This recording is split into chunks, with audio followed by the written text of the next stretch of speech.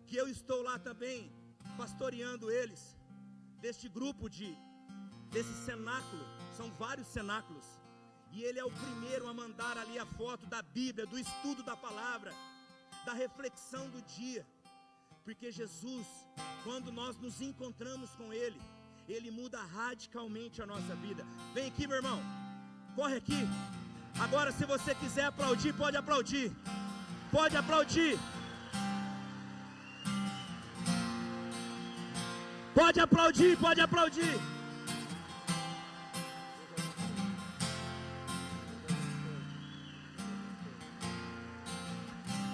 Esse é o milagre, Ele é o milagre, o milagre, está aqui ó, o milagre. Todo aquele que se encontra com Jesus sofre uma transformação, e o Regis é sinal dessa transformação. Ele é um milagre vivo, vivo, de perseverança, de caminhada, porque quando Deus muda a nossa vida e nós experimentamos, não dá mais para voltar atrás, amém? Obrigado, meu irmão, pode voltar lá. Vamos aplaudir. Deus pode fazer um milagre na tua vida, meu irmão.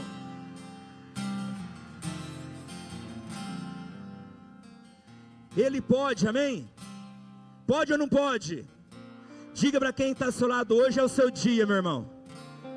Diga para quem está do outro lado, hoje você não escapa, meu irmão.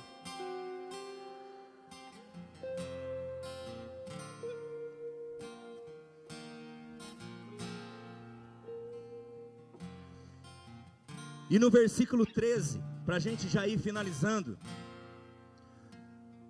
São Lucas vai dizer assim: vendo-a, movido de compaixão, disse a ela: não chores.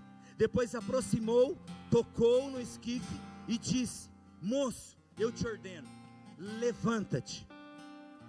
E é interessante porque compaixão aqui não é simplesmente sentir a dor do outro, mas compaixão aqui de Jesus é sentir a dor do outro por se colocar no lugar do outro. Jesus sentia a dor desta mulher, sentia o que ela estava passando, e ele bem sabia que a sua hora também ia chegar. Jesus também sabia que ele ia morrer na cruz, e ele teve compaixão. Por isso ele fixa os olhos naquela mulher, talvez com o coração endurecido pela perda, pela dor, pela aquilo que está se repetindo na vida dela. E Jesus disse: mulher, não chores, não chores. Talvez você pode dizer assim: mas Marcos, Jesus foi duro com ela nesse momento de dor, dizendo: não chores. Jesus está dizendo para ela engolir o choro? É claro que não. A palavra de Deus diz que ele foi movido por compaixão. Então significa que quando Jesus diz não chores, Jesus está dizendo: este não é o seu fim. Isso que você está vivendo não é o seu fim. Essa perda que você teve, essa dor que você traz, esse sofrimento que você está vivendo, enfrentando, essa crise no seu casamento, essa perda do teu relacionamento, essa situação lá dentro da sua casa com sua família, não é o fim. Não chores, não é o fim. E ele vai tocar e vai dizer: levanta-te. E aqui há algo muito importante, irmãos, porque olha só, existe um processo. Primeiro, Jesus vai e fala com a mulher: não chores. Primeiro ele fala, repete, primeiro ele fala. Segundo, Jesus toca no esquife, ou seja, segundo, ele toca, repete, ele toca. E terceiro, ele fala com o garoto: eu te ordeno, levanta-te. Ou seja, ele faz o milagre, repete. Primeiro ele fala, segundo ele toca e terceiro ele faz o milagre. Ou seja, primeiro ele cuida da mãe, segundo ele toca no caixão e terceiro ele cuida do menino. Marcão, o que significa isso? Significa que existe uma coisa aqui que muita gente não percebeu e estava se esquecendo, que antes de Jesus curar, ou seja, ressuscitar o menino, ele precisava curar o coração da mãe, de todo sentimento de derrota, de fracasso, de perda, de solidão, de toda dor, de toda mágoa. Antes de Jesus curar o seu filho, Ele quer tratar o seu coração primeiro. Antes de Jesus curar a tua casa, Ele quer curar o teu coração primeiro. Antes de Jesus curar e transformar o teu matrimônio, o teu casamento, Ele quer curar o teu coração primeiro. Ele quer curar você primeiro, para que depois Ele possa curar a tua família, para que Ele possa resolver os teus problemas. Jesus, Ele te ama tanto, que Ele não vai dar aquilo que você está pedindo, enquanto Ele não realizar na sua vida aquilo que você precisa. E Ele precisa curar o teu coração. E a oração, ela é maravilhosa justamente por causa disso. Porque quando nós nos colocamos na presença de Deus, numa atitude de oração, a oração em primeiro lugar, ela muda o nosso interior, para depois mudar a situação. Deus deseja curar o teu coração, as tuas dores, as tuas feridas, para depois sim ressuscitar o menino, para depois sim realizar um milagre. Ele quer cuidar de você. O que você traz no seu coração? Quais são as tuas dores que você traz pelas perdas, pelos sofrimentos, pelas dores que você já enfrentou? Coloca a mão no teu coração. Nós queremos orar, porque nós vamos receber Jesus, aquele que tudo pode, aquele que pode realizar maravilhas na nossa vida. Ele que é poderoso para fazer infinitamente mais do que tudo quanto nós pedimos, entendemos ou imaginamos. É nessa noite que você vai apresentar ao Senhor o teu coração, a tua vida, o teu impossível, porque é a vontade dEle se encontrar com você. E nós já vimos, todo aquele que se encontra com Jesus sofre uma transformação radical. O Senhor deseja te encontrar nessa noite, filho. O Senhor deseja te encontrar nessa noite, filha, e mudar a tua história. Prepara o teu coração, porque hoje a tua tristeza vai se encontrar com o Senhor da felicidade. Se prepare, porque nessa noite o teu choro vai se encontrar com o consolo que é Jesus. Hoje os teus problemas se encontrarão com a solução que é o Senhor. Ele é a solução para todos os teus problemas, para a tua casa, para a tua família. Eis o Senhor, o teu Deus. Graças e louvores se deem a todo momento ao Santíssimo e Diviníssimo Sacramento. Graças e louvores se deem neste e em todo momento ao Santíssimo e Diviníssimo Sacramento. Graças e louvores se deem a todo momento ao Santíssimo e Diviníssimo Sacramento. Glórias ao Pai, ao Filho e ao Espírito Santo, como era no princípio, agora e sempre. Amém. Aplauda Jesus, aplauda o teu Deus, aplauda o teu Senhor. E invoque o nome dEle, que é poderoso, sobre a tua vida, sobre a tua situação. Vou invocar o nome poderoso do Senhor. Invoque para valer. Vou invocar o nome poderoso do Senhor. Está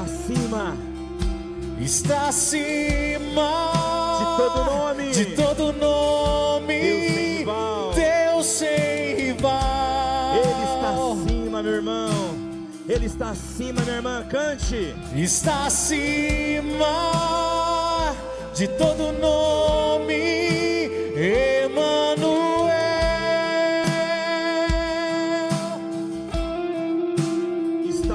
Está acima de todo nome, Deus sem rival.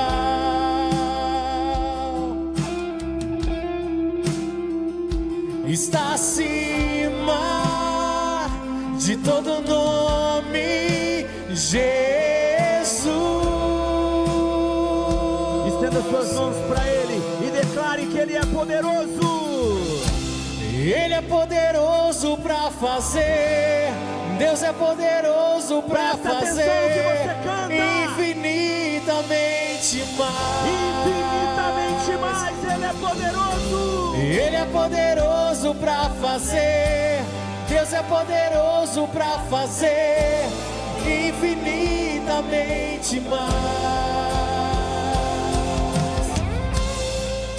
Eu quero convidar você nesse momento, com todo o respeito a Jesus, para você ir se sentando. Se você quiser ficar em pé, fique em pé, mas pode se sentar ou ficar em pé. Vamos ficar em pé, vai se levantando, mas não tire o seu olhar de Jesus.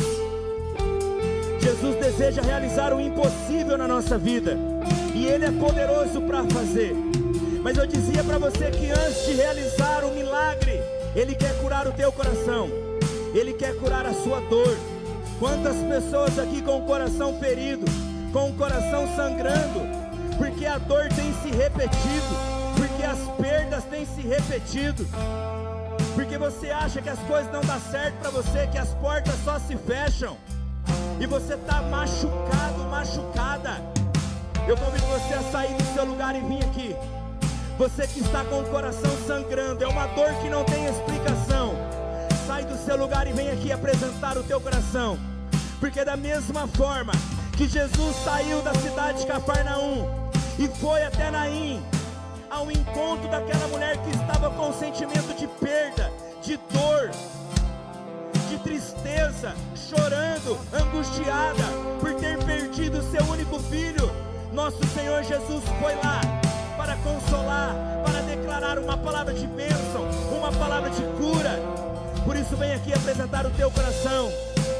Eu quero chamar os servos da intercessão, da cura, para vir aqui, impor as mãos, orar.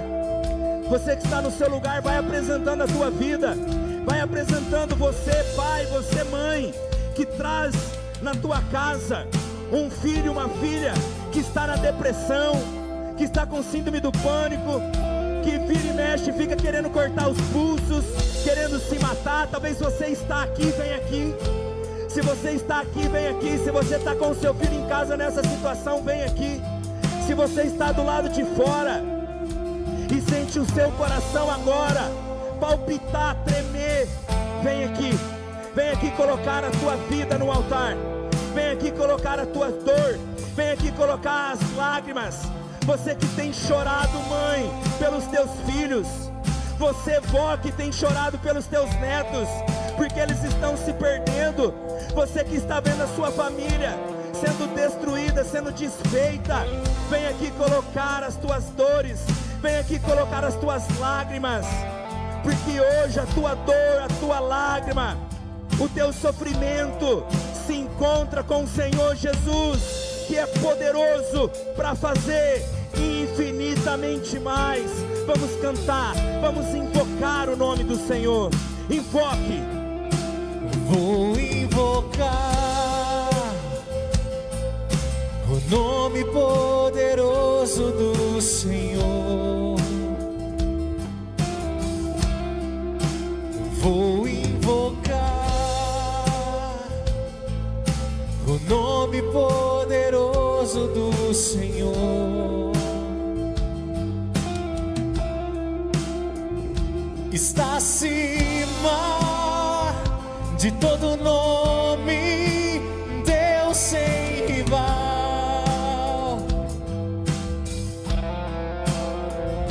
Está acima de todo nome, Emanuel.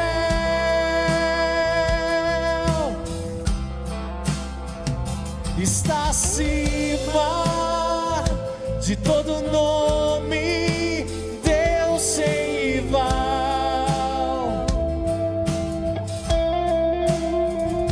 Está acima de todo nome, Jesus.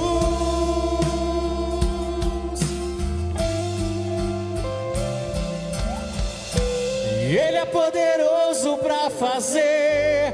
Deus é poderoso para fazer infinitamente mais. Ele é poderoso para fazer. Deus é poderoso para fazer infinitamente mais. E antes que a palavra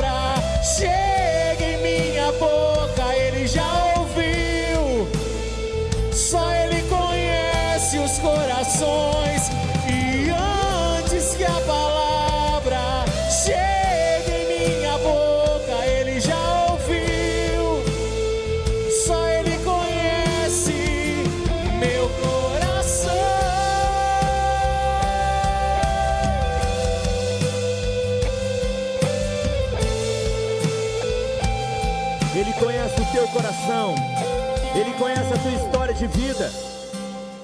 E o Senhor me revela que quando eu dei o testemunho do Regis, muitas pessoas se identificaram. Não que você estava vivendo exatamente o que ele estava vivendo, mas que você deseja este encontro pessoal com Jesus, de modo que você terá uma vida nova diante de tudo aquilo que você estava vivendo, aonde você estava buscando alegria, felicidade em tantas coisas, nas pessoas, naquilo que o mundo oferece. Jesus está chamando você aqui, filho. Jesus está chamando você aqui, filha. Você que deseja ter um encontro pessoal com Jesus, você que ainda não experimentou essa graça do encontro pessoal com Jesus, vem aqui, sai do seu lugar, vem aqui.